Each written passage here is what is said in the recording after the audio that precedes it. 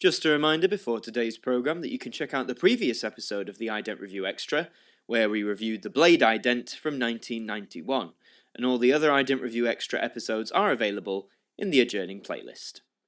And now, here on AMTV, time for the newest episode of the Ident Review Extra. And put those glasses on, it's about to get bright.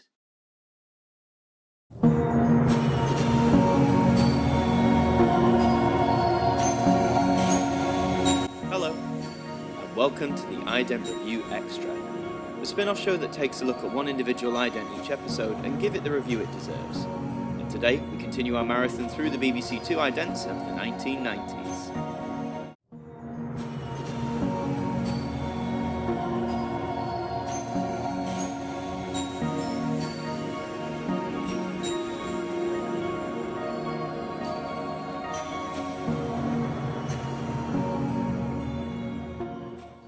Today on our BBC2 journey, we look at another long-serving, extremely iconic and very peaceful sequence.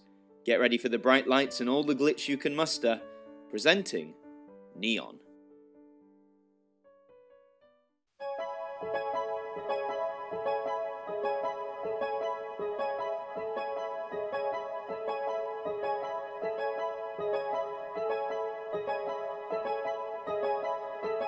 Wouldn't you want to see this sign on a night out?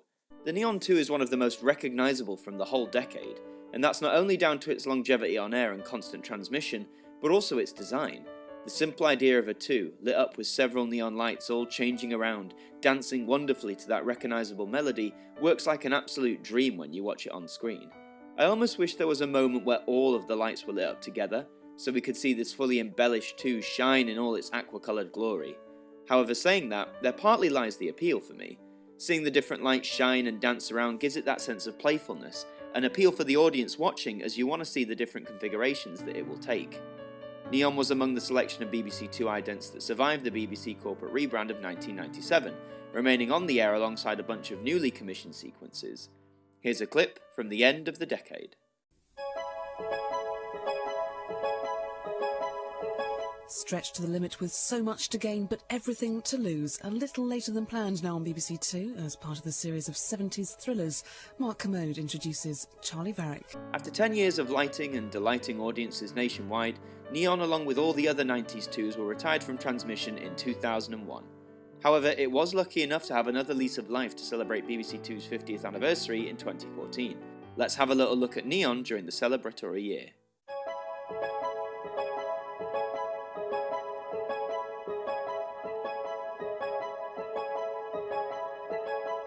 It's Homes Under the Hammer here on BBC2 Northern Ireland at 9:45. First though, a secret mission and a paper trail from the Cold War in Air Hunters.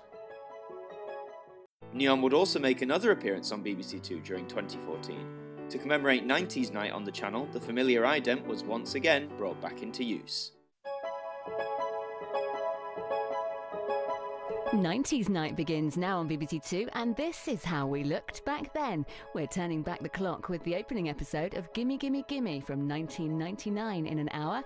Now though, expect some strong language and some scenes of a sexual nature, celebrating 1996. After 2014, Neon would be seen here and there in the UK, but widely seen more in Northern Ireland, who kept many more of the 90s 2s transmitting on BBC2 than the rest of the country did. Here's a clip courtesy of BBC2 Northern Ireland. They've been hidden away in the Royal Archives for over 200 years, but George III's private papers are finally being released. Witness the genius of the Mad King tonight at 9 o'clock here on BBC2 Northern Ireland. One more special variant was also bestowed on Neon in 2017. As part of BBC2's Gay Britannia season, the classic ident was given a more colourful twist.